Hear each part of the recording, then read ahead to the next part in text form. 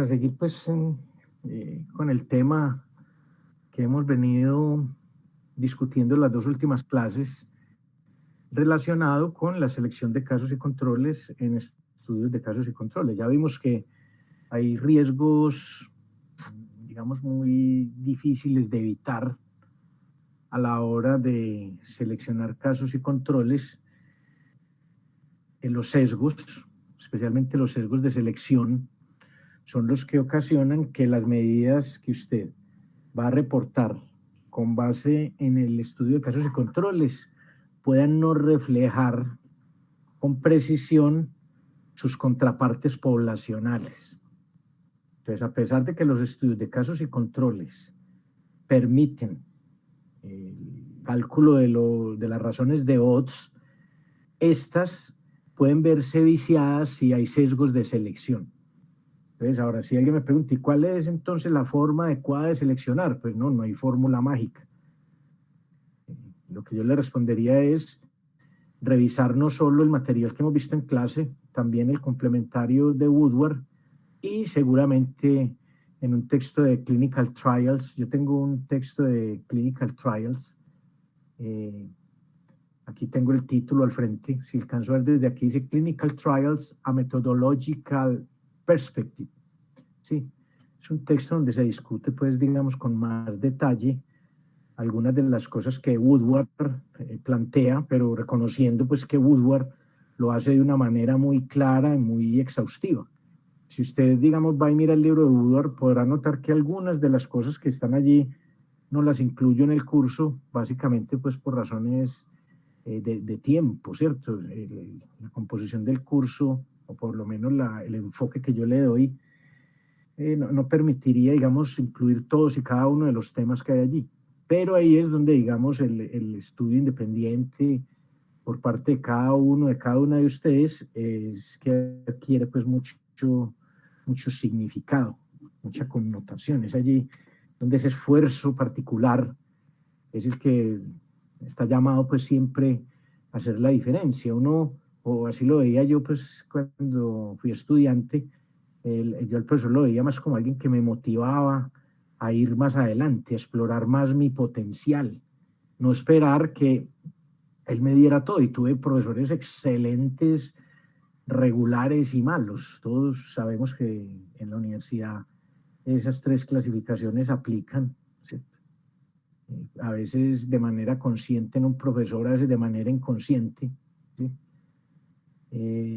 Pero si uno percibe, digamos, que hay posibilidad de que uno aprenda más, uno debe hacerlo, y hay mucho material disponible en muchas partes, en las bibliotecas digitales de la universidad, en los repositorios de artículos, de libros. Entonces sí, hay que mirarlo, es como una invitación, pues, a hacerlo.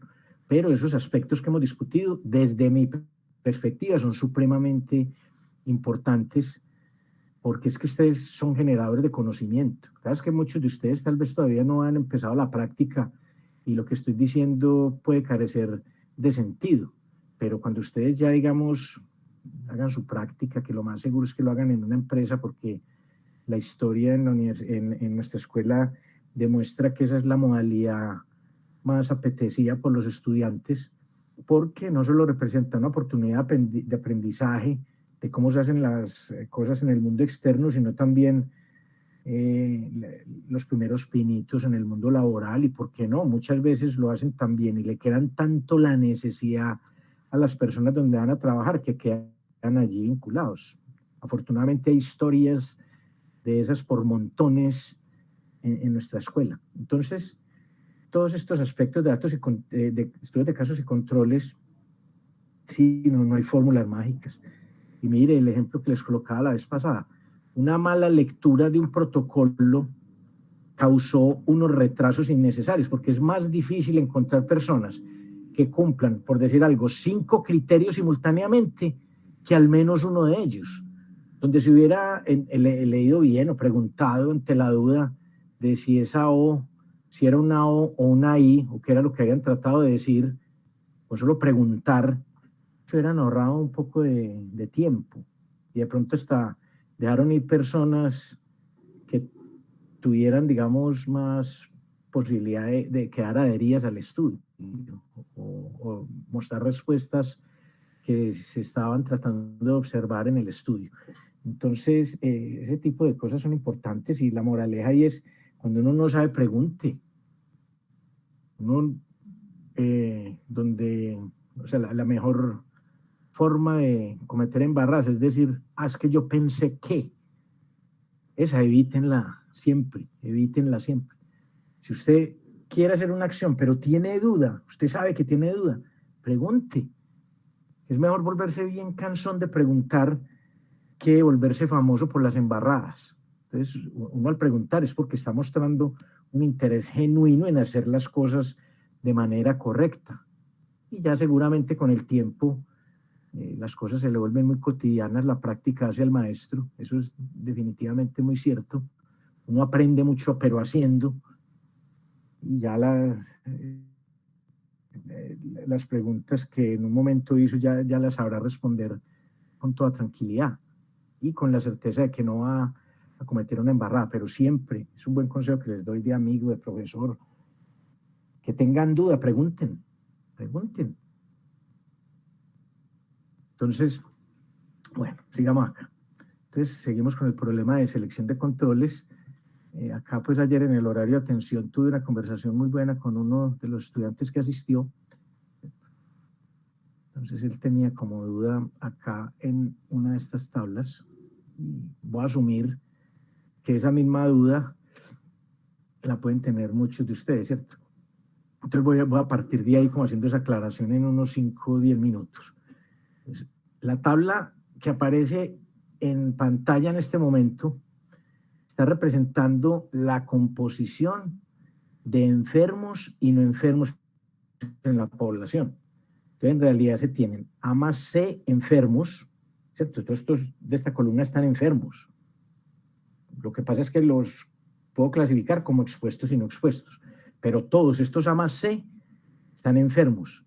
Y estos A más C es una fracción de estos N.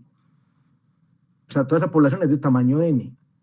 Y en esa población de tamaño N hay A más C enfermos y B más D enfermos. Es como si yo hubiera partido la población en dos grupos y un grupo es de tamaño A más C y el otro es de tamaño B más D. Listo. La tabla que viene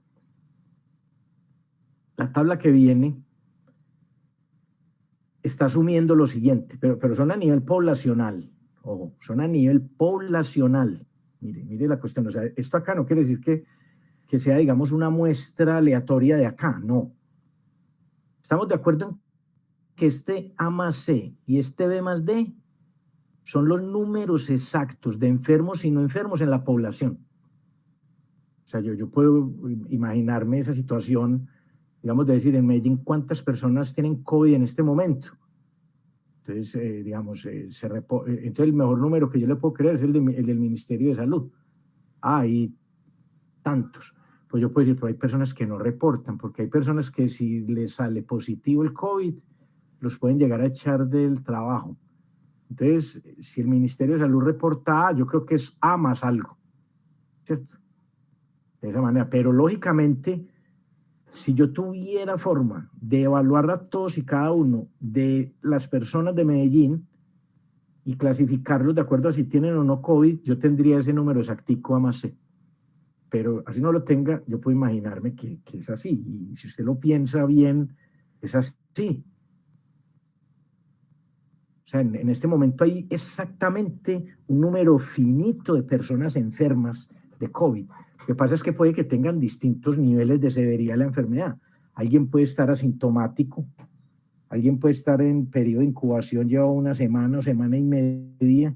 Hay otras personas en cuidados especiales, otras personas en cuidados intensivos, otras personas cuidándolos en casa, porque tienen algunos síntomas pues, típicos de la enfermedad, ¿cierto?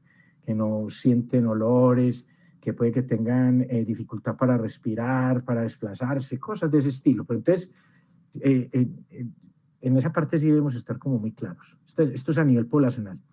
Entonces resulta, y lo que acabo de decir casa muy bien acá, estos enfermos y no enfermos de la población, yo también los puedo clasificar como si están hospitalizados o no. ¿Cierto? Entonces, esta tabla que aparece allí al frente es el número exacto de hospitalizados, enfermos y no enfermos en la población. ¿Sí? Porque es que puede ser, digamos, si yo tengo aquí una enfermedad, digamos, COVID, entonces estos están enfermos de COVID-19 y estos no, pero estos están hospitalizados. No están enfermos de COVID-19, pero están hospitalizados. Ah, ¿qué pasó? Se cayó una moto, se intoxicó con un alimento, o tiene diabetes o cualquier cosa. Entonces, no está enfermo de esta enfermedad particular, que fue la que yo usé para clasificar estos sujetos acá, pero puede que esté enfermo de otra cosa y por eso está hospitalizado.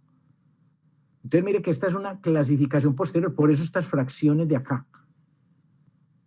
Sí, por eso estas fracciones de acá. ¿Cierto? Entonces, todas estas dos tablas son a nivel poblacional. Entonces, si todos los hospitalizados, por eso lo dice acá, si todos los hospitalizados fueran incluidos en el estudio de casos y controles, entonces el OR sería phi su H, que sería el OR para hospitalizados, y estaría dado por esta cantidad que no coincide con el OR poblacional, que es este phi que hay acá. ¿Cierto? Entonces uno razonablemente puede pensar que ese sesgo casi que es inevitable, sí. Pero en la clase que vamos a ver acá, nos vamos a dar cuenta que habrá posibilidades de que eso no suceda, ¿sí? Entonces, ese es el espíritu de este ejemplo. ¿Hay alguna pregunta hasta ahí? Miren que acá es importante, incluso les estoy de alguna manera ayudando a hacer uno de los puntos de la tarea, si que posiblemente ya lo han hecho, ¿no?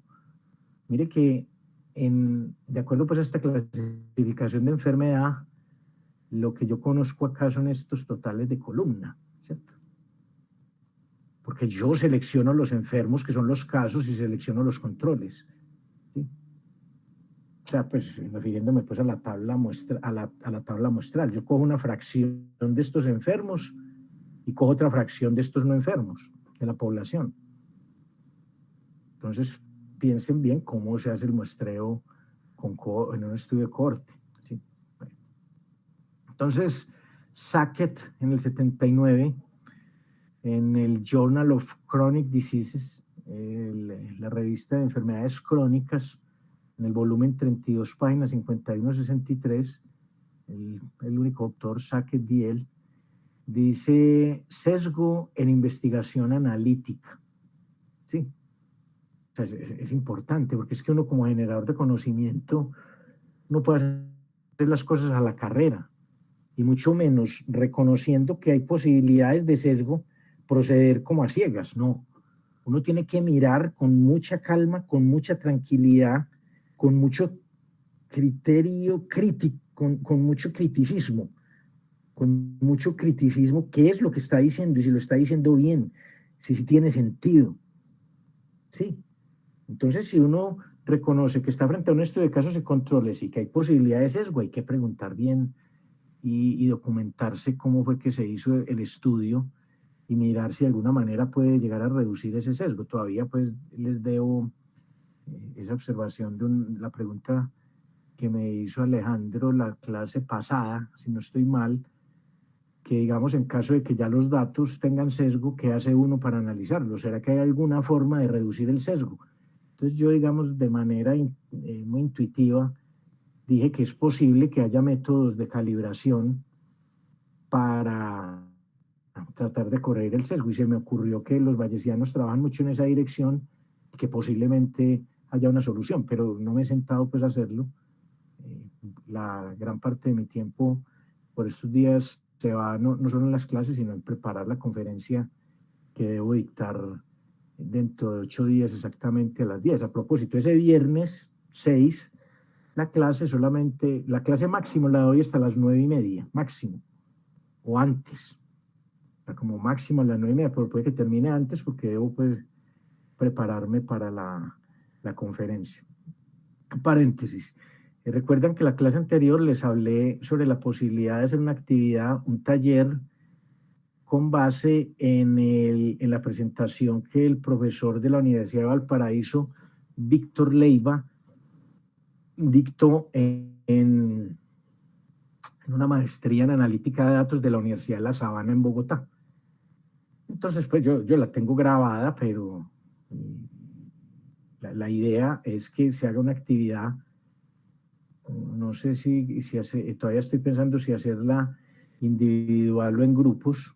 Parece que va a ser mejor hacerla individual, pero todavía no es oficial. Yo ya les definiré cuando se las publique, que va a consistir en ver esa presentación.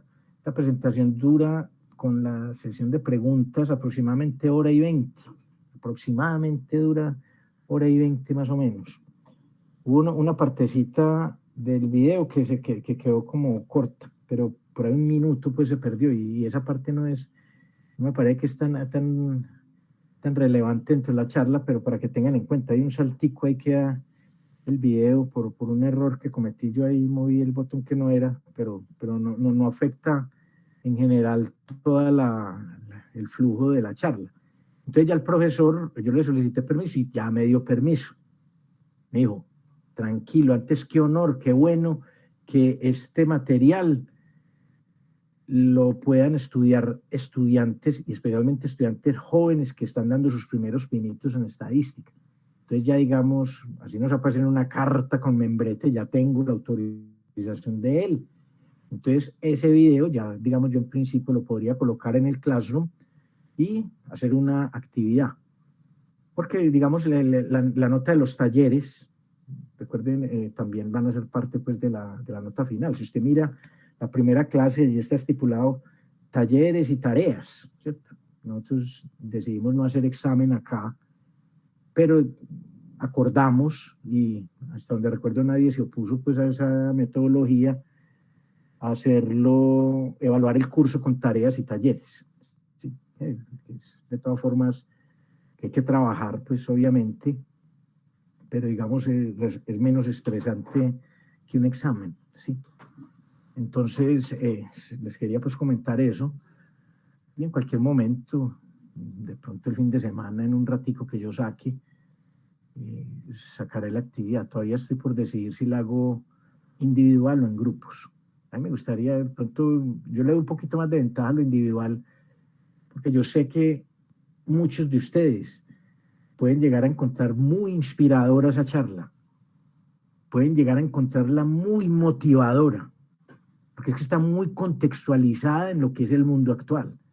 Que el profesor Víctor Leiva hace allí, digamos, unos pronósticos de cómo se va a ver el mundo a 5 años en términos de la revolución 4.0. O sea, él tiene como mucha claridad, pues me dio la impresión a mí en el tópico, y está muy bien documentado, porque no solo, él obviamente pues expresa allí opiniones, pero son opiniones fundamentadas en lo que él ha logrado acumular de conocimiento en el tema. Entonces a mí me parece que es muy valiosa esa charla. Yo les había dicho en internet, yo le había dicho que buscaran con Víctor Leiva con Y, no es con I pequeña, Víctor Leiva. Le solicitan que los deje entrar a su red, y él ahí casi todos los días está promocionando distintas charlas. Él está en un tour digital, pero bien intenso. O sea, lo han invitado por allá, bajita la mano, por ahí 20 universidades a que dicte una charla similar. Tiene varias, pero todas como en la misma cuestión, analítica, big data, una cantidad pues de temáticas muy modernas. Entonces, yo quiero que lo miren más como un material complementario, un material que pretende abrirle los ojos a lo que es el mundo actual. Tampoco estoy, digamos, diciendo, y el profesor Víctor Leiva tampoco lo dice ahí, que haya que enterrar pues la estadística, no, jamás. Usted sin base estadística va a ser muy mala analítica, sino que todas estas metodologías nuevas son un excelente complemento al conocimiento estadístico. Así quisiera yo que ustedes lo valoraran como herramientas, que todas hay que aprenderlas. Pero ustedes van a encontrar que a veces en el mundo real no todo se resuelve con Big Data, ni con analítica, ni con Business Intelligence, sino que se resuelve con métodos clásicos, así por ejemplo como el que tenemos en pantalla. A veces usted no tiene Big Data, sino que tiene 219, tiene 184 datos, tiene bases pequeñas. Entonces, ¿para qué va a utilizar un cañón para matar un pájaro, como dicen por ahí? No, simplemente con metodologías clásicas lo hace, y es un elemento diferencial. Una persona que, digamos, se entrene únicamente en cuestiones de analítica, posiblemente no va a tener una base estadística fuerte. Es que aprender estadística requiere de mucho esfuerzo, de mucha paciencia y de mucho talento. Es que los desarrollos, digamos, estadísticos que se fundamentan en probabilidad e inferencia, ese material no es fácil para muchas personas. Son tópicos que están muy cerca de las matemáticas puras. La probabilidad es un campo de las matemáticas, no de la estadística. La inferencia sí es. Lo que pasa es que la probabilidad le da un fundamento muy fuerte a la inferencia y en general a los métodos estadísticos. Porque es que usted en el mundo real, el mundo de los datos, siempre va a enfrentar la inevitable variabilidad e incertidumbre. Entonces, los desarrollos probabilísticos, todos esos trabajos de Kolmogorov, lo que pretenden es facilitar un poco la vida, pero cuando uno va y mira esos detalles que hay allí, se da uno cuenta que se metió en camisa de 11 varas. ¿Sí? Pero nosotros los estadísticos nos tenemos que meter allá, porque nuestra malla curricular va por ahí. Entonces ustedes tienen que aprender todas estas otras cosas, pero van a ver que la base estadística fuerte que tienen les va a facilitar ese tránsito a esas nuevas cosas. Entonces, esa es la idea. Ese video eventualmente lo van a ver y yo espero que lo disfruten y ojalá los inspire bastante. A mí pues me animó, yo vengo pues animado desde hace días estudiando analítica, creo que me puede animar mucho más y estudiar mucho más, pero este empujoncito adicional que da el video es interesante, pero también uno ve a futuro, uno dice, cantidad de cosas hay allí, eso es otro mundo increíble, pero el tiempo que le queda a uno de vida no alcanzaría a explorar todo lo que hay ahí. Entonces uno debe como seleccionar qué temas serían más interesantes. Yo ya tomé la decisión de meterme por el lado de Machine Learning o Statistical Learning, ambos. Ellos son muy similares en todo lo que hacen. Y de pronto quiero aprender algo de ETL, Extraction, Transformation Load, extracción, transformación y carga de datos, porque es una habilidad que, digamos, se le inculca mucho a los ingenieros de sistemas y que nosotros no la tenemos muy arraigada, pero también debemos hacerla, porque el problema que ustedes van a enfrentar es que un empleador les va a pagar un buen dinero y va a esperar que ustedes sepan hacer todas esas cosas. Ya es que usted es estadístico, usted tiene que ser un duro para hacer lagos de datos, para hacer, ¿cómo se llama? Data warehouses, bodegas de datos, y usted es un duro para SQL y todo eso, como que asumen eso. ¿Cómo así? Entonces, por eso yo desde acá les abro los ojos con eso. Aprende SQL todo el que quiera, que eso no le va a sobrar y él te lo va a poner en ventaja competitiva. Aprenda todo lo de extracción, transformación y carga de datos que hay, que le sea posible. Aprenda todo el inglés que le sea posible. Y de esa manera, usted se va a convertir en un profesional con un perfil súper apetecido hoy en día. Así de simple la cuestión. Pero entonces, desde el punto de vista del empleador, él a veces no sabe, él pensaba un estadístico, ese me suena como científico de datos, entonces tiene que ser un duro para manejar Big Data, y de pronto llega y le dice, léeme esta base de datos, y va y mira la base de datos, es de 2 teras. Entonces, bueno, ¿cómo la leo eficientemente? Entonces empieza a leerle y un día, 2 días, y apenas leyendo la base de datos. Entonces, ¿cómo hacer el proceso más eficiente?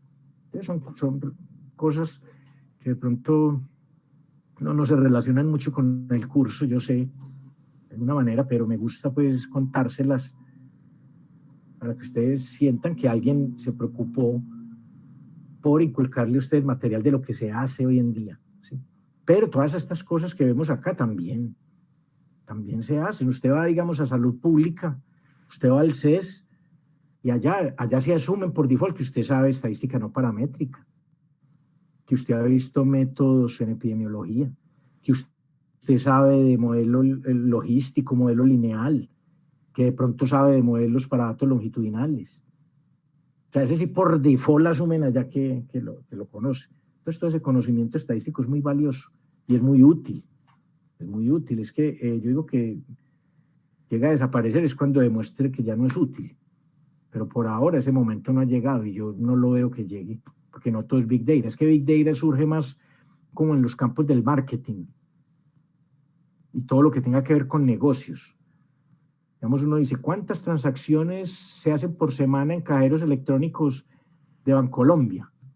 Eso es un número importante. O sea, ellos tienen unos sistemas de captura de datos de cada transacción con la hora, minuto y segundo que la hizo. ¿Y cuánto tiempo estuvo usted ahí? Entonces, toda esa cantidad de datos se recopilan en estas comunidades que tienen negocios. Pero en otras comunidades donde se dedican solo a investigación, generalmente el Big Data no es lo común, a menos que usted, digamos, esté tratando con biólogos donde a través de microarreglos ellos tratan, digamos, de ver la expresión genética de una enfermedad, entonces ahí usted también va a tener millones de datos. Entonces hay que aprender pues, también, pero muchas de las cosas que se hacen se relacionan con este curso. Y los que asistieron a la charla, a la excelente charla del profesor Francisco Javier Rodríguez, que ahí también él va a dar un jaloncito de orejas pequeño, las actividades del seminario institucional están abiertas a todos los estudiantes de la escuela y se espera por default que ustedes estén allí. No importa que sean de pregrado, de posgrado, de doctorado, no, es una actividad de divulgación de conocimiento estadístico dirigida a todos. Uno a veces en las charlas no entiende por ahí el 80% de lo que hablan, pero con que solo capture la idea y vea las posibilidades que hay, uno va creciendo académicamente. Entonces, el profesor allí nos mostró el potencial que tiene el análisis de datos espaciales en epidemiología y mostró no solo el comportamiento del COVID en la ciudad de Cali, sino también el comportamiento de algunos parásitos que se transmiten a través de picaduras de mosca en África, en ciertas poblaciones, y entonces hacen mapas como de intensidad que representan dónde hay más casos de esas enfermedades. Entonces, eso también es muy buena noticia. O sea que los desarrollos más recientes en estadística espacial encuentren aplicaciones tan directas en epidemiología. Peter Deagle es uno de los, por no decir menos, tal vez la autoridad más grande que hay en el mundo en este momento en datos espaciales, y el profesor Francisco trabaja con él, o sea, ellos trabajan, tienen un paquete estadístico ellos. O sea, el profesor Francisco Javier Rodríguez es coautor de ese paquete y él le hace mantenimiento permanentemente con base en el feedback que le dan las personas que lo usan, ¿cierto? Y con el fin, pues, de mejorarlo. Entonces, el libro del profesor Deagle se relaciona con aplicaciones en epidemiología. Entonces, claro, la salud es un derecho universal y entre mejores métodos estadísticos haya para explotar esos datos a fin de mejorar la salud de las poblaciones, ahí la estadística va a estar muy vigente. O sea, es buena noticia, la estadística no tiende a morir, sino a fortalecerse. Bueno, entonces sigamos acá. Sackett reporta un estudio de 2.784 sujetos muestreados de una comunidad. 2.784 debe ser, aquí yo veo, bueno, hay que sumar todos. Es que espera un momentico. Bueno, este 2.376 más estos 4 números debe dar este 2.784. Voy a asumir que lo da, porque ahí no tengo los totales. Entonces, de estos 2.784, 257 habían sido hospitalizados durante los 6 meses previos.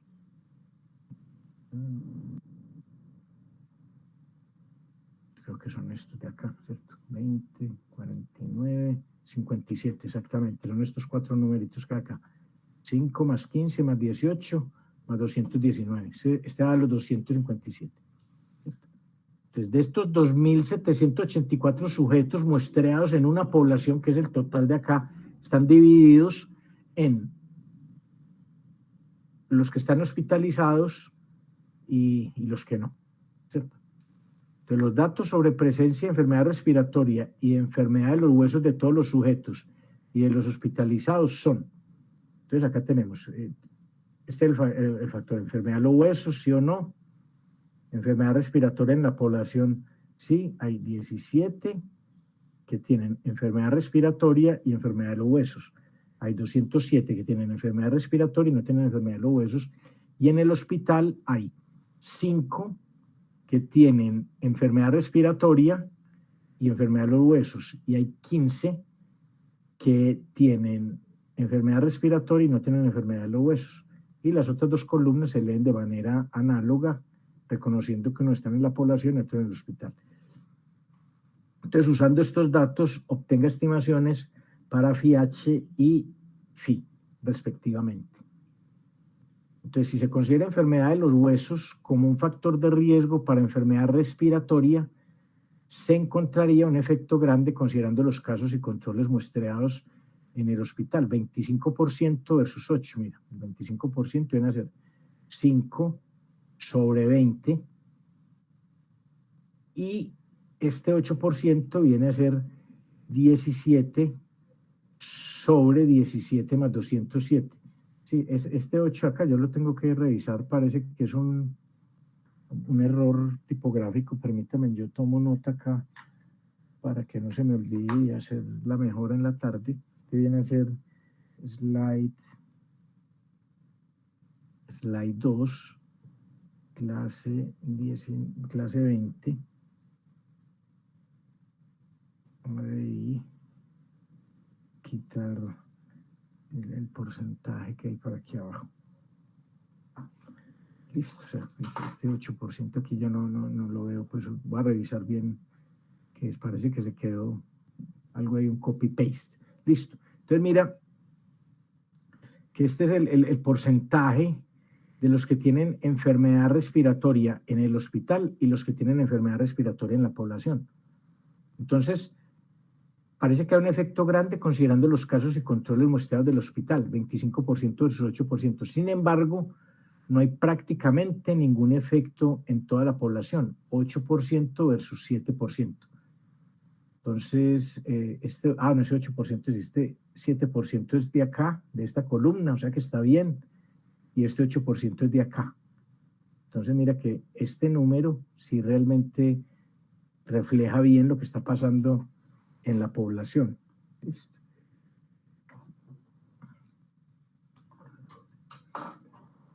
Pues específicamente la estimación del OR para los hospitalizados es 5 por 2,19 dividido 18 por 15. 5 por 2,19 dividido 18 por 15 te da 4.06.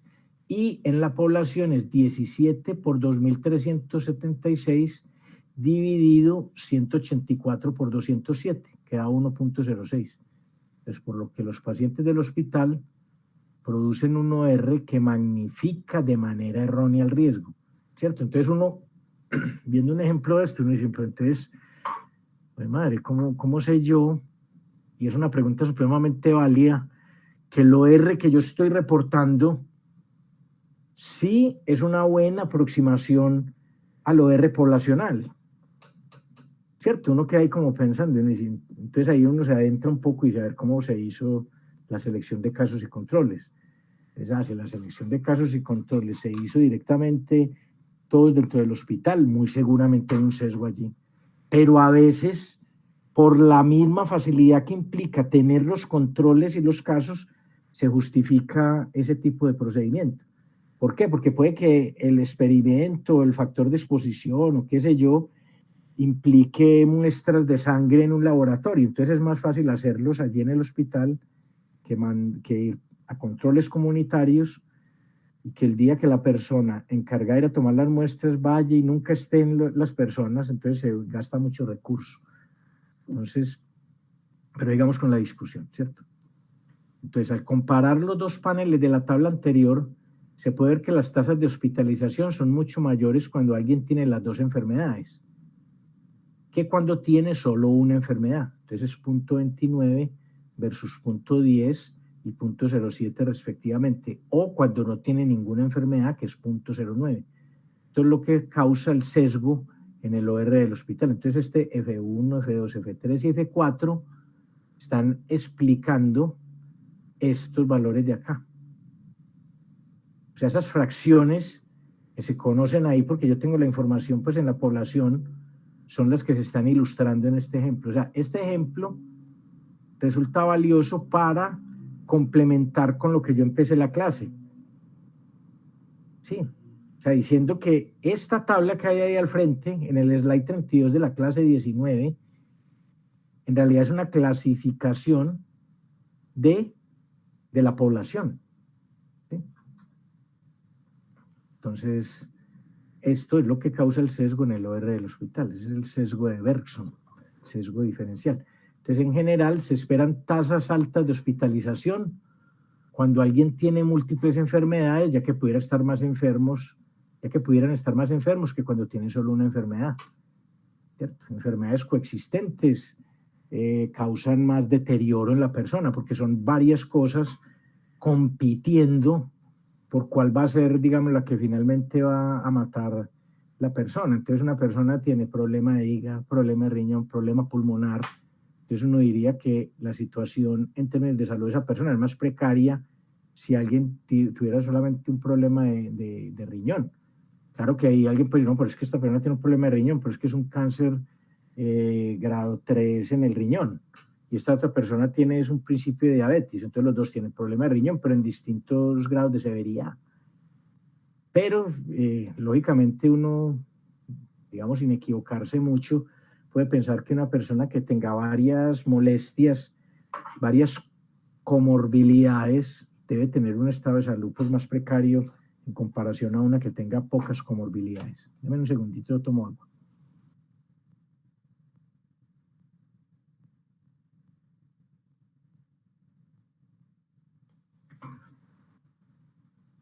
Entonces, el hecho pues, de que se esperen tasas altas de hospitalización cuando alguien tiene múltiples enfermedades causa un sesgo incluso si la segunda enfermedad no es objeto de estudio, ya que los factores de riesgo para esta segunda enfermedad estarán sobrerepresentados entre los casos de la enfermedad de interés. Entonces, por ejemplo, suponga que la falta de vitamina K es un factor de riesgo para la enfermedad de los huesos. O sea, la vitamina K es la que se obtiene con los vegetales verdes, ¿no? Espinaca, lechuga. Entonces, los casos de enfermedad respiratoria tomados del hospital serán más probables de que tengan bajos niveles de vitamina K que los controles, incluso cuando el consumo de vitamina K no tiene efecto en la enfermedad respiratoria. Entonces, un punto para enfatizar acerca del sesgo de Bergson es que en este contexto requiere tasas de hospitalización diferencial entre los casos y los controles. Por ejemplo, no se esperaría este tipo de sesgo si hubieran tasas bajas de hospitalización entre aquellos de estrato socioeconómico bajo o entre minorías étnicas, dado que el efecto del estrato o la etnia es el mismo para los enfermos y los sanos. Entonces, esta afirmación puede verse a través de, o a partir de esta relación entre el OR para hospitalizados y el OR poblacional. Entonces, suponga que la exposición al factor de riesgo, multiplica la posibilidad de hospitalización por un factor E, ¿sí?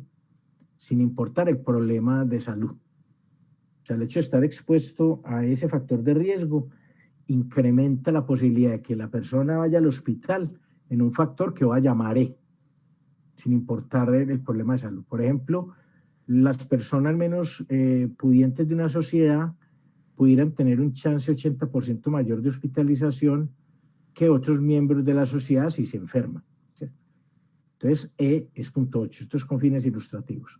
Entonces, F1 será 0.8 veces F3 y F2 será 0.8 veces F4, siendo F1, F2, F3 y F4 estos valores que hay acá. ¿Sí? estos valores que hay acá. O sea, uno cuando vaya a leer este material tiene que tener abierto también el slide 32 de la clase 19 para que lo pueda ver bien. Entonces, si yo reemplazo en esta cantidad F1 por F3E y F2 por F4E, entonces, ¿qué pasa? Que se cancelan todas estas cantidades que hay acá. Entonces, en ese caso, phi sub h va a ser exactamente igual a phi. ¿Sí? Entonces, para este y otras fuentes potenciales de sesgo, no se tendrá sesgo.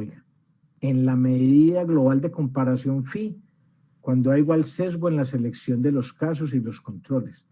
Por supuesto, en la práctica se podría sospechar de que el sesgo ocurre sin tener los medios para cuantificarlo y por lo tanto ver si hay una distribución similar. Entonces, ¿qué hace la gente? Volviendo pues a la interesante pregunta de si uno desconociera, y es una pregunta muy pertinente, si uno desconociera estos números en la población, entonces uno como podría hacer ahí como para medio estar seguro de que tiene esta homogeneidad, de que hay homogeneidad en los casos y los controles. Entonces, lo que yo he visto que se hace es muy a nivel de tipo descriptivo. Entonces, comparan porcentajes de hombres y mujeres, o sea, en términos como de las variables de interés, para ver si no hay de pronto fuentes de sesgo adicionales. ¿Sí?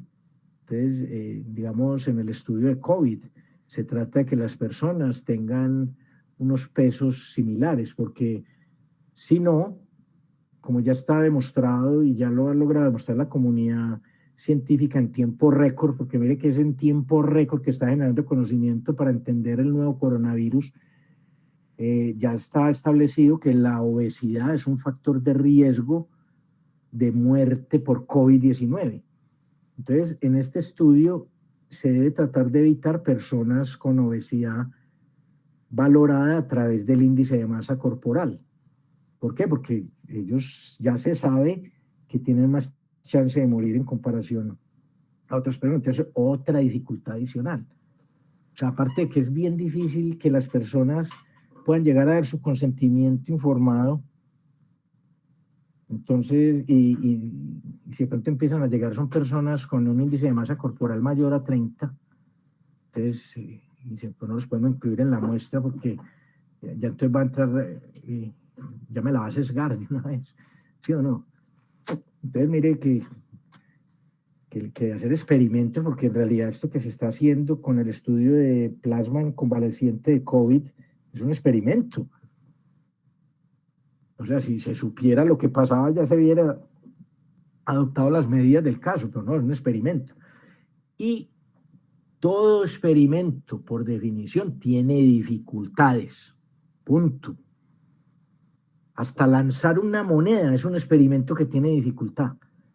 ¿Usted cómo garantiza que todo lanzamiento sea hecho bajo las mismas condiciones cada vez? Muy difícil.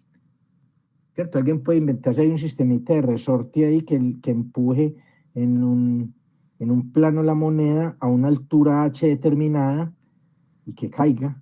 Entonces, más o menos ahí lo empieza a controlar. Pero entonces empieza a imaginarse, bueno, entonces ¿dónde consigo el resortico ese? ¿Y cómo hago el aparatico? ¿Y cómo hago para que le pegue un golpecito que siempre donde termine el plano, más o menos caiga la moneda? Que no sea que yo la empuje y pum, vaya y pegue contra la pared, y entonces ya vicio el experimento. Es un experimento tan simple y con las consideraciones que yo estoy ahí estableciendo, puede llegar a ser muy complicado. Entonces ya cuando se va, digamos, a tratar de evaluar si un tratamiento novedoso puede ser útil como la cura, que pudiera llegar a ser la cura permanente para el COVID, ¿cómo hago yo para hacer ese experimento? ¿Cómo hago para convencer a la comunidad científica, a la comunidad de pares académicos, de médicos e investigadores, de que la evidencia que yo encontré está más allá de cualquier duda razonable, ¿cierto? Entonces, un mal experimento, alguien puede llegar y decir, pero es que mire, ustedes de ese grupo estaban más obesos que este. Entonces ya le vició el experimento, ahí se tira, donde llegara a encontrarse algo de ese estilo, esto es un ejemplo, pues obviamente, ahí todo el esfuerzo de meses y los costos tan altos que implica ese experimento, se cayeron por la ventana. Sí. Entonces, por eso les digo yo, hay que pensar mucho y muy bien antes de hacer algo, no dejar cabos sueltos. Pues no como en las películas de Netflix, que todos sabemos lo que hacen con los cabos sueltos, aquí no. Sino hacerlo pues de una manera que esté dentro de los límites de lo razonable. Listo. Bueno, entonces los controles, entonces ahora están los controles comunitarios, ¿cierto? Pero los controles seleccionados de la comunidad tienen la gran ventaja de que se extraen directamente de la verdadera población a la que pertenecen aquellos sin la enfermedad. Pues asumiendo que se seleccionan al azar, ellos proporcionan una base válida para la estimación del riesgo atribuible cuando la enfermedad es rara. Tema que discutimos en la clase anterior. Cuando los casos se identifican, cuando, o sea, ya sabemos quiénes están enfermos, los controles comunitarios son casi la fuente ideal, ya que permiten una completa generalización.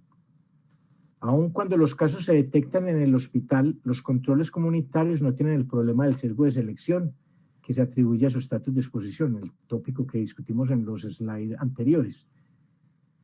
Entonces, los controles comunitarios no tienen el problema del sesgo de selección que se atribuye a su estatus de exposición. Sin embargo, hay desventajas asociadas a los controles comunitarios. Eso es lo que yo les digo, de eso se trata el pensamiento. No es que alguien quiera estar poniendo problema a toda hora, sino que está pensando en el problema. Y esas dificultades, así resulten incómodas, hay que enfrentarlas, porque esa es la manera de generar conocimiento de calidad. Es que usted no genera conocimiento de calidad cuando no critica a la persona que está generando conocimiento, que porque es conocido o conocida suya.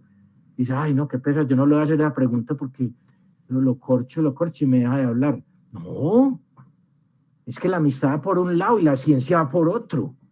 Y si una persona no es capaz de aguantar la crítica a su trabajo desde el punto de vista científico, entonces está en el mundo equivocado.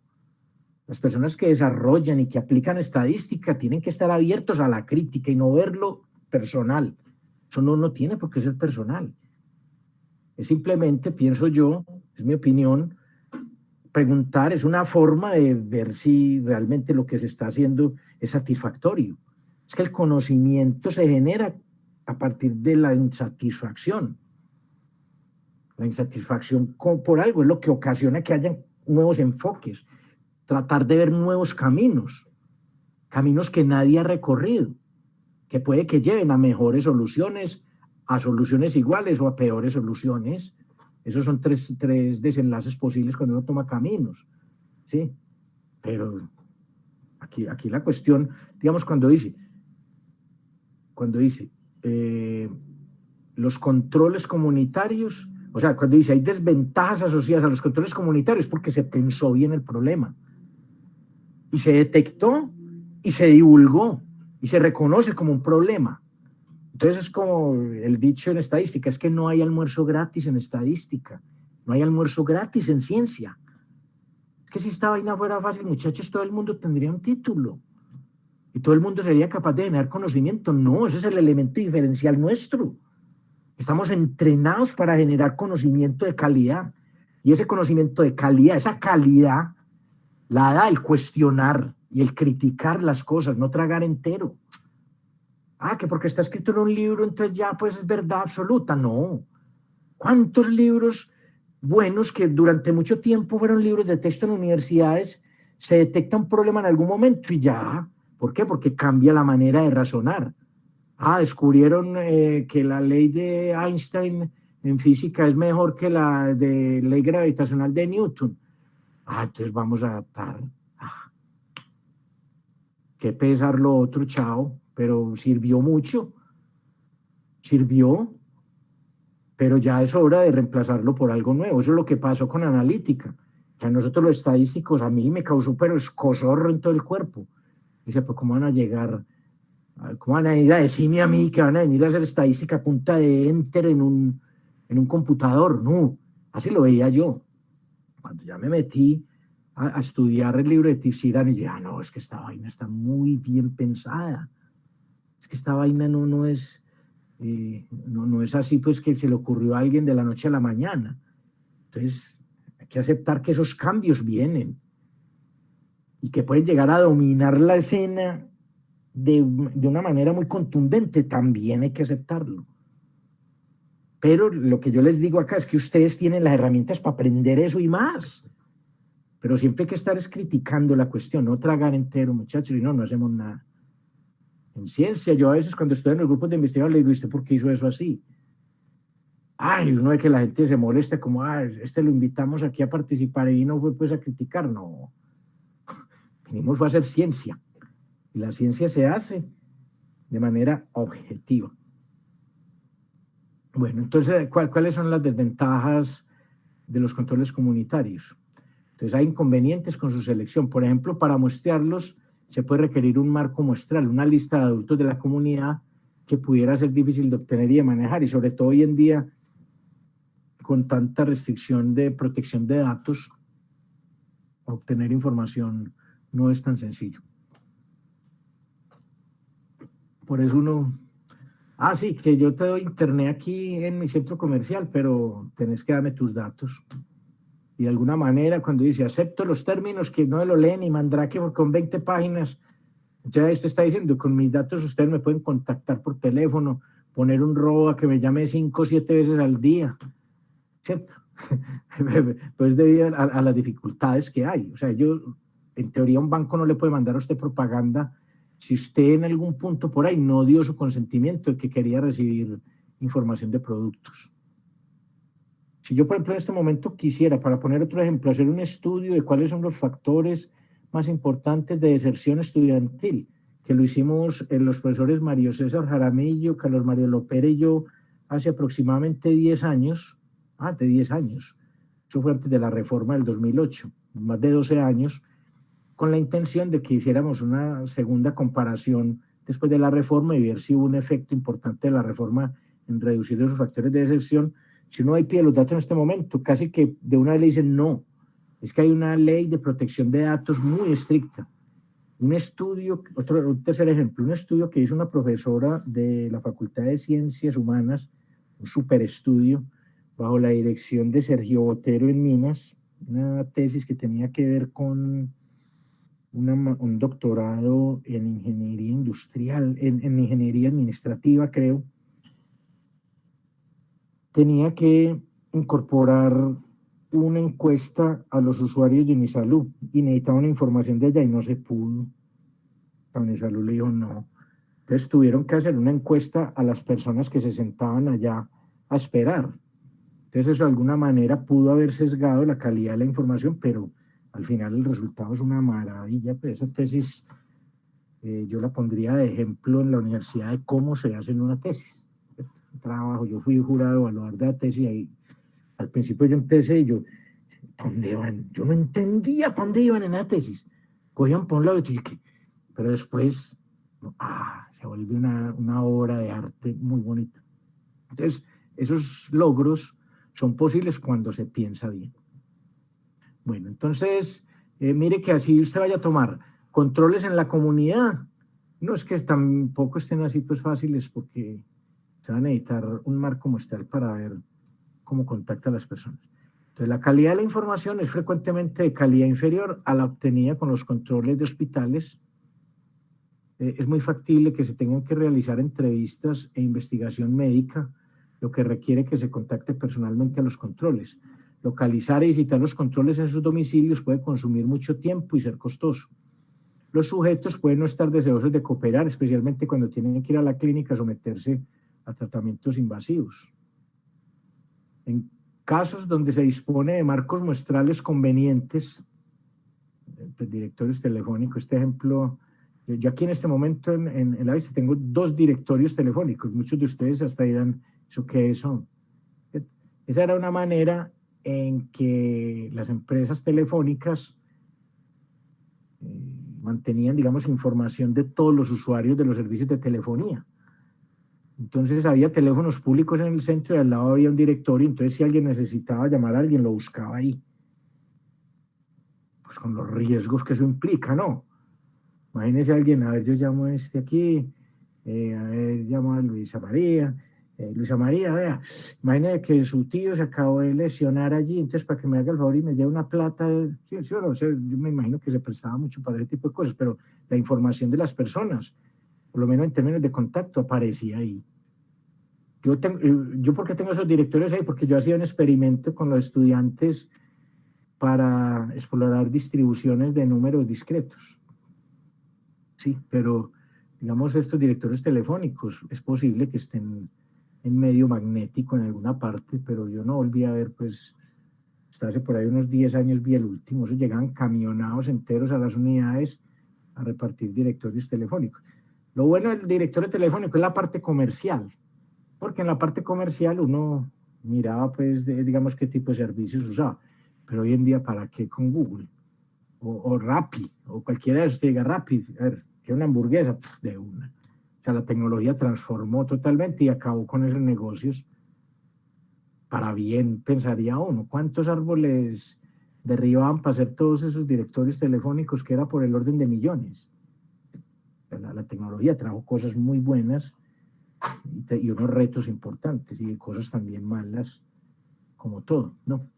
Bueno, entonces, en casos donde se dispone de marco muestrales convenientes, se puede introducir un sesgo de selección debido, por ejemplo, al estrato socioeconómico. O sea, no todos en la población podrían tener acceso a este tipo de servicios. O sea, si usted hace un contacto telefónico, habrá personas que no tengan teléfono, entonces quedan fuera de la muestra cuando debían tener la misma posibilidad de ser incluidos en ella. Bueno, entonces, todos los problemas de muestreo, tales como no respuestas y trabajo de campo deficiente, se pueden presentar en la selección de controles comunitarios. Aquí sí está uno en un lío. Estos problemas pueden no presentarse con los casos y entonces se puede producir un importante sesgo diferencial. El sesgo amnésico que mencionamos en el ejemplo de la legionela en Reading, Reino Unido, que lo detectaron en el centro comercial BAT. ¿Sí? Entonces, otro posible problema es que puede haber sesgo en la selección de casos, ¿cierto? Que se podría evitar si se usan controles de hospital y solo resulta importante cuando se emplean controles comunitarios. Por ejemplo, aquellos con la enfermedad es más probable que sean hospitalizados si son de estratos socioeconómicos altos, particularmente si la enfermedad no es fatal, por ejemplo, problemas de fertilidad. Los controles, por ejemplo, padres identificados a partir de registros escolares tendrán presumiblemente una mezcla social heterogénea. Entonces, el efecto asociado con estatus social será juzgado de una forma sesgada. Así, si las personas más pudientes tienen una dieta alta en proteínas, entonces la probabilidad de exposición en los casos será mayor que la probabilidad de exposición que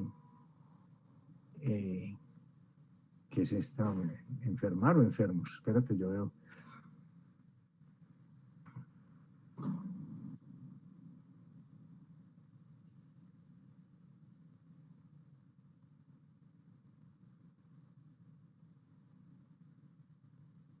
Ah, claro, claro. O sea, la probabilidad de exposición en los casos va a ser mayor que la probabilidad de exposición en la población, donde pues, la probabilidad de tener una dieta alta en proteína. Entonces, asumiendo que los controles se muestrean al azar, no se presentará un sesgo equivalente en los controles. De esta manera, el estudio podría encontrar un vínculo erróneo entre consumir proteína e infertilidad. Entonces, otras fuentes de controles son los sistemas médicos, no de hospitales, sino de entidades de salud pública o organizaciones relacionadas con salud, y los grupos especiales en la comunidad, quienes tienen alguna relación con los casos, por ejemplo, amigos, vecinos y familiares. Pero los controles familiares son particularmente útiles cuando se considera que puede haber confusión debida o atribuible a factores genéticos. Esos son estos estudios que llaman estudios con probandos, con espacio probandos. Probandos son como personas de la misma familia o de del mismo linaje. Entonces, lo que se trata de hacer por medio de estos estudios es ver si algún tipo de mutación genética se le pasa el rastreo en la familia. también otra ventaja, digamos, con los grupos especiales es que si alguien es amigo de alguien que está enfermo, está más dispuesto a participar en el estudio como un control en comparación a alguien que no tenga pues allí familiares o conocidos. Entonces, los controles, bueno, usualmente los sistemas médicos usados para localizar los controles son aquellos que dan origen a los casos y por lo tanto los problemas y ventajas de esta estrategia serán similares a la de los controles de hospitales. Los grupos especiales en la comunidad son generalmente usados en estudios de casos y controles pareados. Mire, estos son casos y controles pareados, llaman Match Case Control Studies. Acá yo me voy a detener un minutico para hacer una claridad. O sea, cuando se habla de Match Case Control Study, es como el equivalente a muestras dependientes. Como tratando, ustedes saben que cuando uno ve la prueba T, para diferencia de medias, me estoy devolviendo por allá inferencia, usted tiene dos alternativas, o muestras independientes o muestras dependientes. Entonces, cuando las muestras son independientes, entonces uno dice, voy a hacer la prueba para diferencia de medias, pero voy a evaluar primero si las varianzas son o no son iguales, que es el problema de Behrens-Fisher. Entonces uno dice, bueno, voy a usar el test T, que se define como x1 barra menos x2 barra menos mu sub 1 menos mu sub 2, el valor establecido pues en la hipótesis nula, sobre el error estándar de esa diferencia. Entonces, error estándar de esa diferencia, si las varianzas son iguales, se utiliza la varianza combinada, la varianza pool. Y si las varianzas son distintas, se usa la estrategia de Welch. Entonces, como esas dos, donde los grados de libertad de la T se deben estimar de una u otra forma. En el caso de las varianzas iguales, los grados de libertad de la T son N1 menos N2 más 2 grados de libertad, si no estoy mal, y en el otro, los grados de libertad se estiman con una fórmula ahí medio maluquita, pero muy bonita, ¿cierto? Entonces, listo, como está independiente, hacemos. Pero cuando las muestras son dependientes, entonces el análisis se fundamenta en las diferencias observadas en dos tiempos distintos.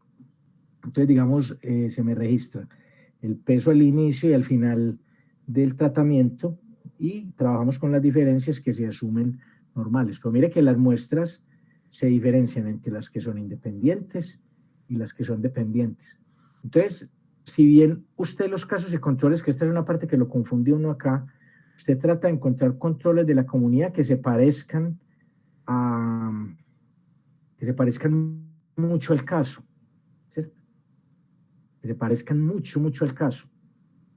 Pero nadie le está diciendo que cada caso tenga que tener exactamente un control, ¿cierto? O que tengan algún tipo de relación.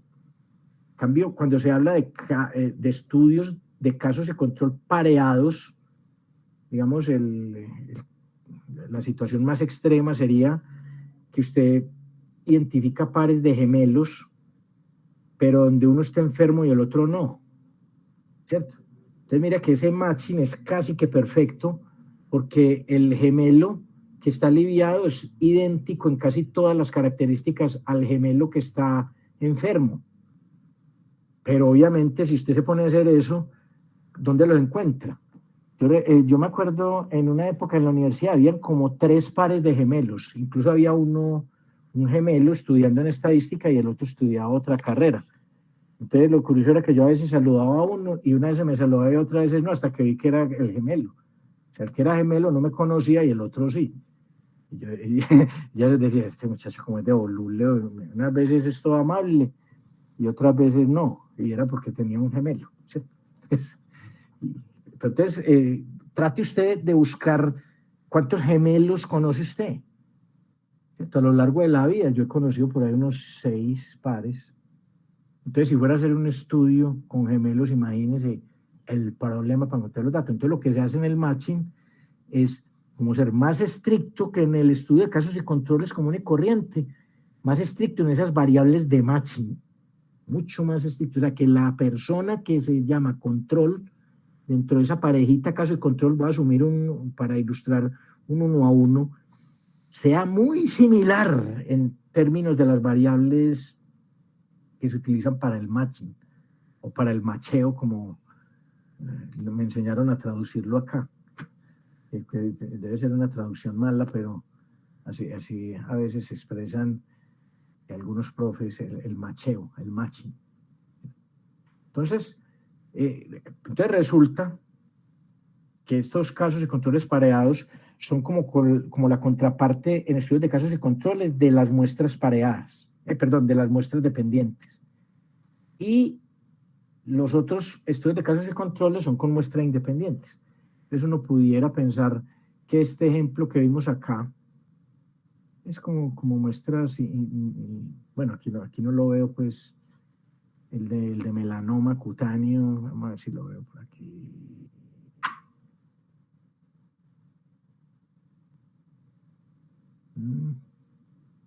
Bueno, el ejemplo de melanoma estará acá. Eso. Estos son casos y controles, pero muestras independientes, ¿cierto? En el matching, estos números tienen una composición diferente. Entonces, esa distinción a veces le cuesta a uno un poco, pero va a resultar, y este punto es supremamente importante el que voy a decir, que los métodos de análisis para el caso o la situación de casos y controles sin matching, que sería como con muestras independientes, son muchísimo más fáciles en comparación a la situación donde tenemos casos y controles matching. ¿Sí? Va a ser mucho más difícil el análisis en este tipo de estudios, ¿cierto? Pero no quiere que no sea viable, eso se puede hacer, por supuesto. Creo que ustedes van a notar, digamos, en términos de las fórmulas, resulta un poco más engorroso, un poco más laborioso, mejor, en comparación pues a casos y controles como esta independientes. Entonces, mire, en su versión más simple, un estudio de casos y controles pareados, cada caso se parea de manera individual con un control que podría ser su vecino más cercano. La idea es que este método asegura que factores tales como exposición a aire contaminado, estatus socioeconómico y acceso al sistema médico sea balanceado entre los casos y los controles, removiendo de esta manera cualquier efecto confusor. Los controles especiales de la comunidad tienen la ventaja de que no requieren un marco muestral, aunque los controles provenientes de vecinos pueden ser difíciles de obtener debido a la no respuesta dentro de los límites de la población. Por ejemplo, en un estudio de enfermedad legionaria, ya vimos que legionelosis es una infección infecciosa potencialmente fatal causada por una bacteria en el aire que pertenece al género Legionella. La enfermedad legionaria también se conoce como fiebre de la legión, es la forma más severa de la infección y produce fiebre alta y neumonía. ¿Sí? Entonces, por ejemplo, en un estudio de enfermedad legionaria se usaron muchos controles vecinos y esto llevó a muchas revisiones del proceso de selección de controles debido al fracaso en la ubicación de vecinos cooperantes que satisficieran otros criterios de inclusión. Pues por el contrario, los amigos y familiares es poco probable que se rehúsen a cooperar y por lo tanto son fáciles y económicos de identificar y obtener. Sin embargo, otros tipos de sesgos son frecuentemente un problema, particularmente porque la muestra no es necesariamente aleatoria. Por ejemplo, las personas solitarias será muy probable que tengan grupos de controles amigos, será muy improbable que no tengan amigos, mientras que casas con muy pocos habitantes son poco probables de proveer controles vecinos, ya que es difícil que respondan cuando se trata de contactar, ya que la casa pudiera estar vacía o en un sitio muy remoto. En las veredas es muy común que los vecinos estén distanciados uno de otro, entonces pudieran ser o no amigos. Entonces, en ambos casos podría haber un sesgo contra actividades sociales tales como fumar o tomar alcohol en el análisis final. Por otra parte, los controles especiales son frecuentemente muy similares a los casos, implicando que el factor de riesgo tiende a estar más comúnmente en los controles ocasionando sesgos en otra dirección. Este problema se conoce como sobreapareamiento, overmatching en inglés. Algunas veces el número, entonces la pregunta es ¿cuántos controles debería yo tener? Algunas veces el número de casos es fijo debido a que no es posible detectar más. Por ejemplo, en el brote de enfermedad legionaria en Reading, Reino Unido, donde la búsqueda de casos fue intensa y probablemente incluyó todos los casos. Por otra parte, el número de controles disponibles es usualmente muy grande y de hecho casi limitado en algunos casos. La solución más simple es tomar tantos controles como casos. O sea, si tengo un caso, tome un control. Entonces la pregunta es, si hay más controles disponibles, deberíamos tomar un número mayor al de casos.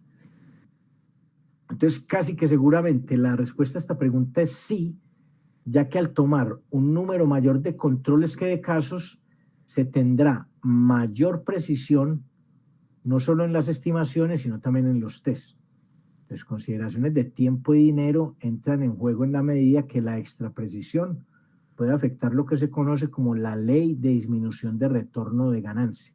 Es una ley en economía que dice, esta ley establece que en cualquier proceso de producción, adicionar más de un factor de producción, mientras se mantienen los otros constantes, producirá en algún momento menores retornos por unidad. O sea, se trata es como encontrar un equilibrio óptimo de recursos de manera que optimice la ganancia. Entonces, alguien puede decir, ¿para qué voy entonces a gastar más en colocarle a un vehículo vidrio polarizado? Si de todas formas sin vidrio polarizado ese carro se vende como arroz. Entonces, ¿yo para qué voy a meterle vidrio polarizado si es un gasto adicional y antes me va a afectar la ganancia?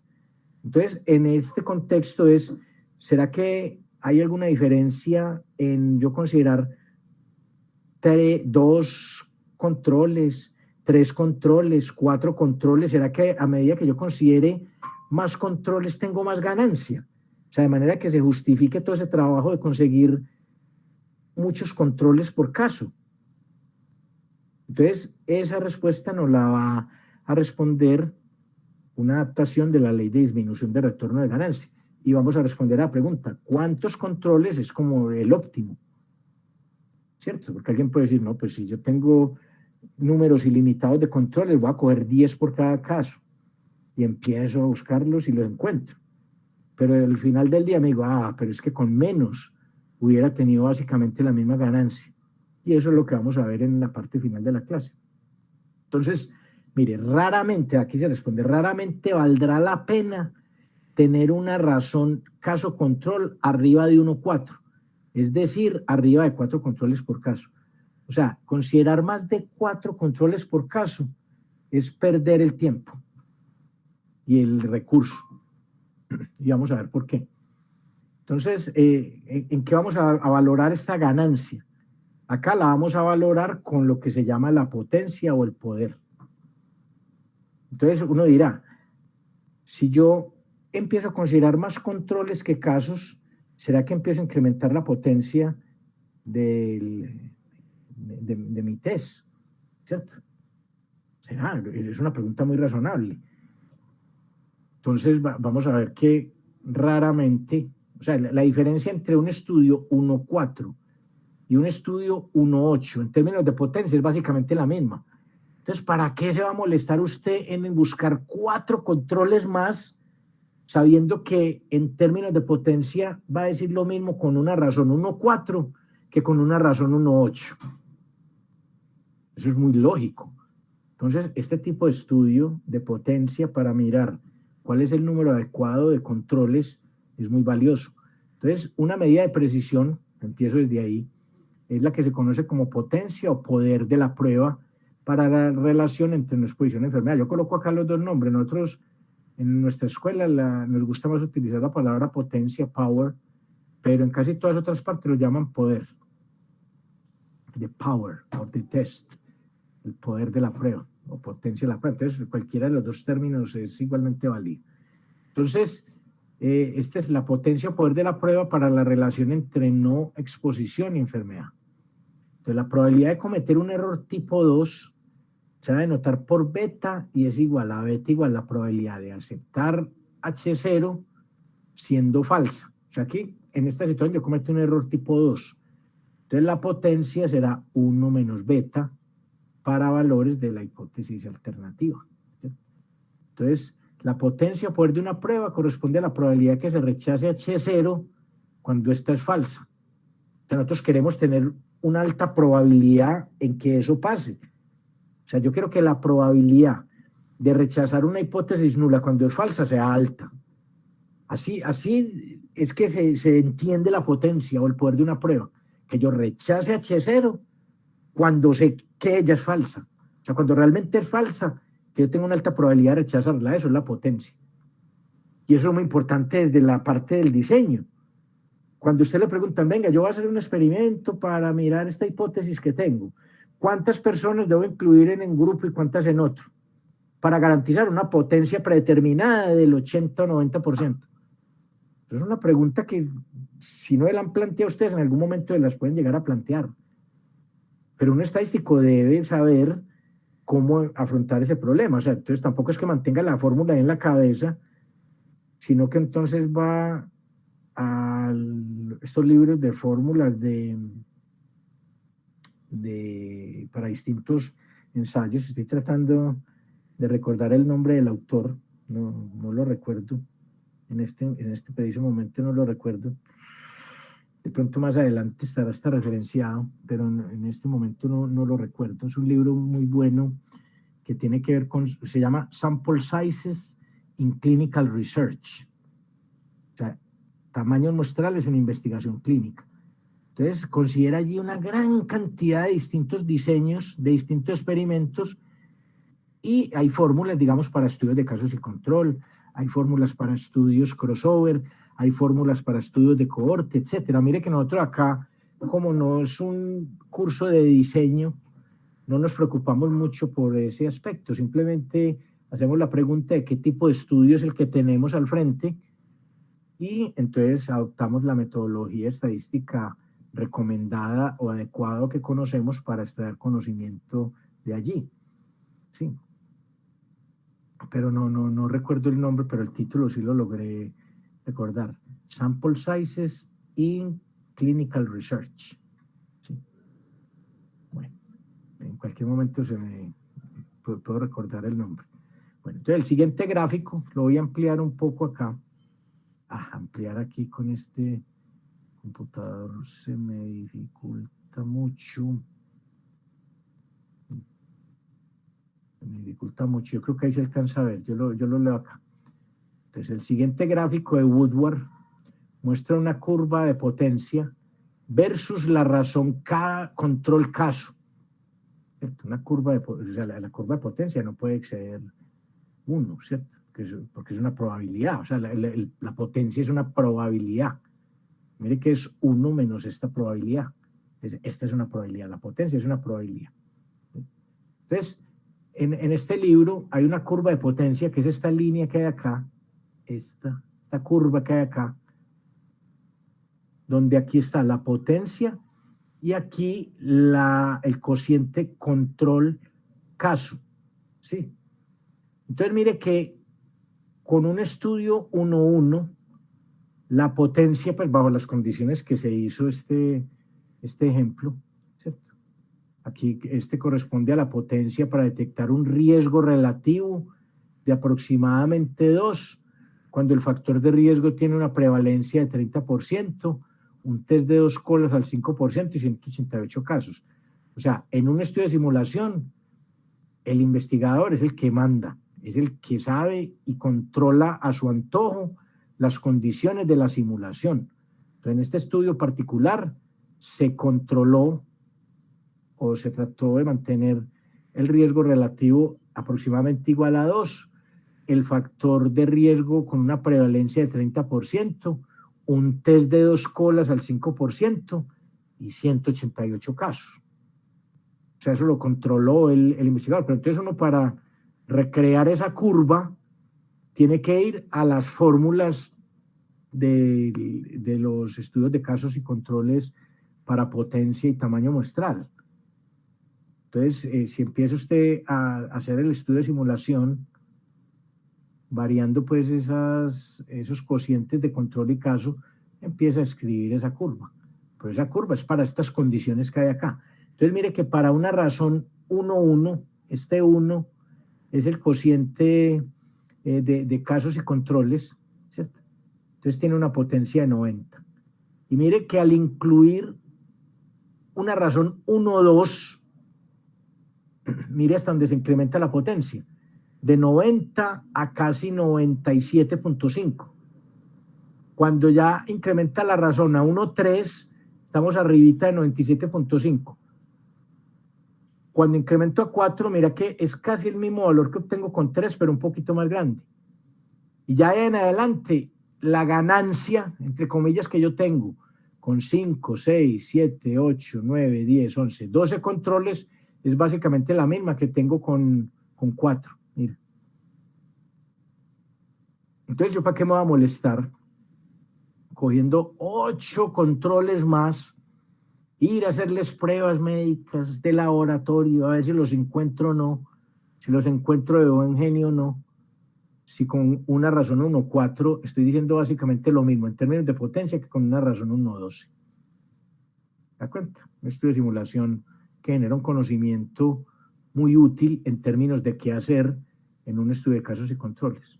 ¿Cierto? Entonces, observa que en el gráfico anterior la potencia se incrementa a medida que el número de controles se incrementa, cuando el número de casos es fijo. Entonces, los puntos en la figura corresponden a situaciones donde el número de controles es un múltiplo entero. Observe qué tan favorable es tener la razón 1,2 respecto a tener una razón 1,1, demostrando lo importante que resulta doblar el número de controles. La potencia extra a partir de 4 controles es prácticamente la misma que para 12 controles. Entonces ya vamos a la parte de casos y controles, pero de matching.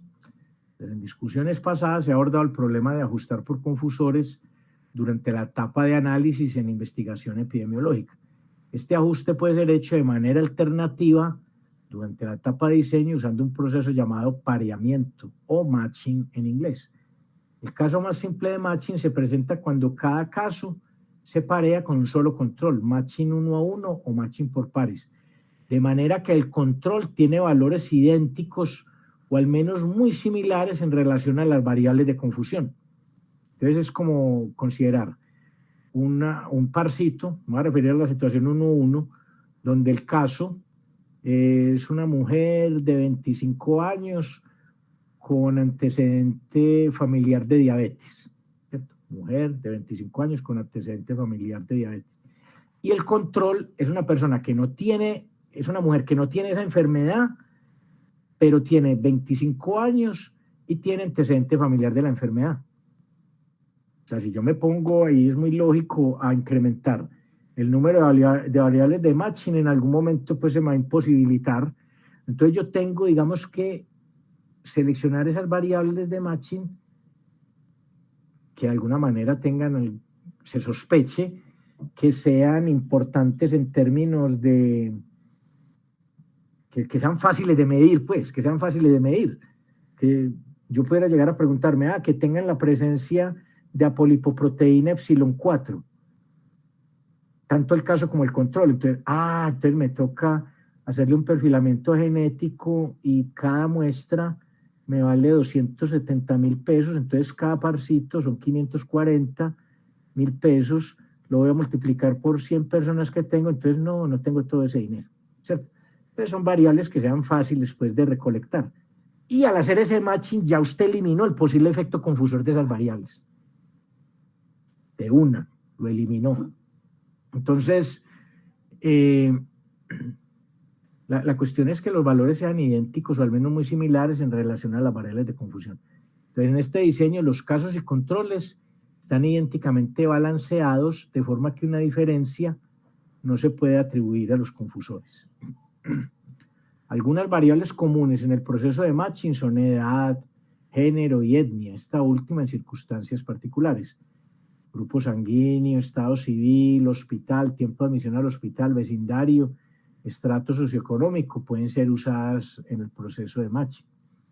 Para variables de tipo continuo, tales como la edad, se acostumbra a crear los llamados grupos de edad o grupos etarios. Por ejemplo, la edad se puede categorizar en grupos de 5 años y el control debe pertenecer al mismo grupo etario del caso. Se recomienda que el caso no difiera en más de 2 años y medio del control, lo cual pudiera mejorar o hacer más efectivo el matching. Ventajas. Con el matching hay un control directo de los confusores. Esto significa que el ajuste de la relación entre el factor de riesgo y la enfermedad se alcanza de forma automática e intuitiva, llevando una definición clara. Esta es la razón más común que justifica el matching. El matching asegura que el ajuste es posible. En circunstancias excepcionales, el conjunto de casos podrían intersectarse con el de controles. Por ejemplo, en estudio de casos que son adultos mayores, pero los controles podrían incluir personas jóvenes. Entonces, ajustar por edad usando Mantel-Hansel podría no ser posible por esta heterogeneidad. Bajo ciertas condiciones, el matching mejora la eficiencia de la investigación. Por ejemplo, se podría usar un tamaño muestral más pequeño o el efecto del factor de riesgo se podría estimar con un intervalo de confianza más angosto. Nota, el diseño matching es solo más eficiente que el de no matching si la variable de matching o pareamiento es un confusor reconocido, verdadero. Es decir, que está relacionado con la enfermedad y con el factor de riesgo. Y también si hay solo un número moderado de controles rechazados, o sea, controles que no pueden ser pareados con casos. ¿Qué desventajas tiene? La recolección de datos resulta más compleja. Puede ser difícil encontrar una o unas parejas controles adecuadas para el caso, especialmente cuando hay algunas variables de pareamiento. Por ejemplo, se puede requerir encontrar una mujer afrocaribeña sin una enfermedad específica en su 5º embarazo en una vecindad que es predominantemente de mujeres blancas. Sin embargo, siempre es posible relajar los criterios iniciales del matching y considerar otros posiblemente más fáciles de alcanzar. Esta es la parte que más nos atañe al curso. El análisis se debe ajustar por el matching. Un estudio de matching requiere un análisis ajustado por matching, el cual es considerablemente más complejo de entender y calcular. Esta es la salsa que nos va a ocupar en esta recta final del curso, ¿sí? Ya estamos casi a puertas de terminar el material y vendrán pues unas actividades en clase que a su momento se las haré saber y es en parte de este conjunto de talleres que voy a utilizar para evaluar el curso, parte pues de las otras cosas que también he tenido en cuenta o que acordamos tener en cuenta como la asistencia, por ejemplo. Listo. Entonces, un estudio de matching requiere un análisis ajustado por matching, el cual es considerablemente más complejo de entender y calcular, y vamos a ver la razón. Todo se relaciona con el test de McNemar. El test de McNemar, les solicito que por favor le peguen una revisada para la siguiente clase. Es aquel que se utiliza cuando usted tiene variables dicótomas en muestras pareadas. Por ejemplo, a un grupo de personas se les pregunta si están satisfechos con las medidas que ha tomado el gobierno local con respecto al COVID. Entonces, solamente les da 2 opciones, sí o no. Y un mes más tarde les pregunté a las mismas personas, les formulé la misma pregunta. Entonces, algunos pudieron estar satisfechos ahora, pero en la segunda encuesta ya no. Entonces, mira que tienes una muestra, 2 muestras pareadas, pero en relación a una respuesta dicótoma, ¿sí? Entonces, el test de McNemar trata de ver si hubo un cambio importante de lo estadístico. Entonces, por favor, repasen el test de McNemar para la clase siguiente, ¿sí? Los que vieron el curso de, creo, pues, el de no paramétrica, deben cubrir ese material. Si no, lo buscas, Google, McNemar test. Lo voy a colocar acá, sí, que se escribe así, McNemar test. Así como aparece ahí en el chat, test de McNemar. Entonces, digamos, el efecto sobre la enfermedad de la variable usada para el matching no se puede estimar, porque estamos estratificando. Por diseño se sabe que la probabilidad de ser un caso, dado un cierto nivel de exposición a la variable de matching en un estudio pareado, es 0.5. De manera que no se puede considerar a la variable de matching como un factor de riesgo por sí sola. Sin embargo, sí se puede estimar la posible interacción del factor de riesgo y las variables de matching. El ajuste no se puede remover, no se puede estimar el efecto del factor de riesgo sin ajuste por las variables de matching. Algunas veces el contraste entre ORs ajustados y no ajustados es una componente importante en la interpretación de datos epidemiológicos. Sí, o sea, es como si yo tengo una tabla 2x2 y calculo el OR, solamente estoy teniendo en cuenta el efecto de ese factor de riesgo que aparece en esa tabla 2x2. Pero si yo utilizo una regresión logística y calculo el OR, ese OR va a estar calibrado o ajustado por tantas variables como yo especifiqué en el modelo.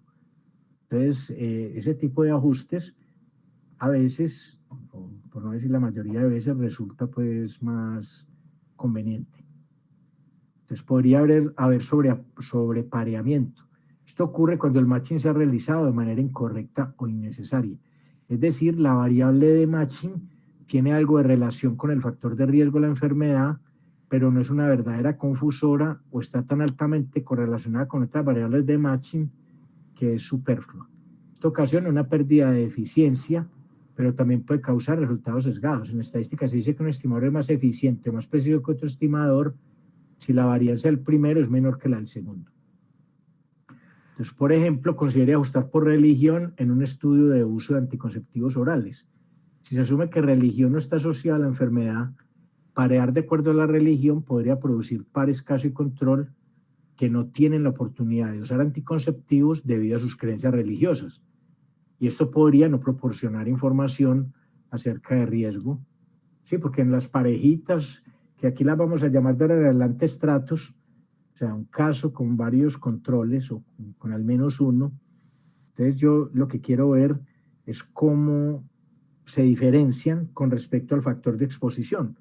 Pero entonces si el caso y el control tienen una creencia que va en contra, digamos, del uso de anticonceptivos orales, entonces ambos van a aportar 0,0, porque ninguno de los dos va a estar expuesto. Entonces, si usted va y mira el test de Magnemar, las parejas donde hay la misma respuesta no aportan para nada al test, solamente donde hay cambios. Entonces, si en una parejita caso y el control y el caso están expuestos, no los puedo diferenciar con respecto a eso. Entonces, fuman ambos, sí.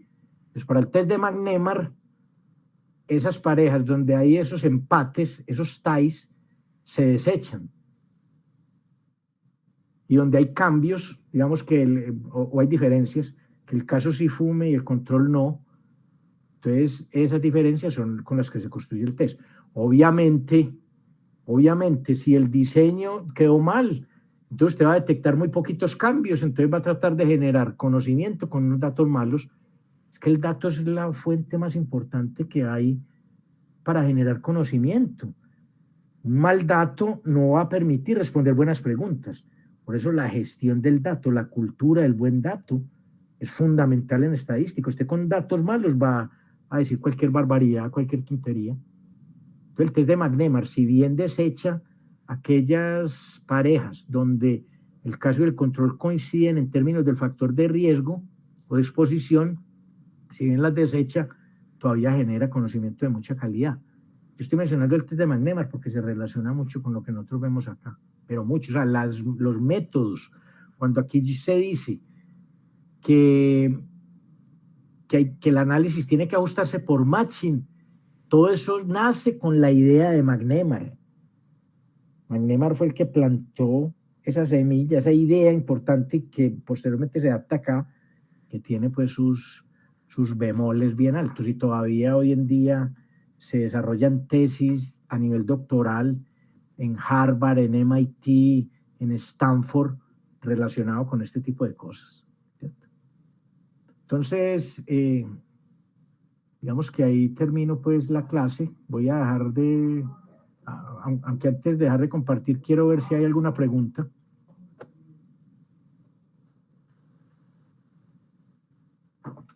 Si no hay ninguna pregunta, entonces dejo de presentar.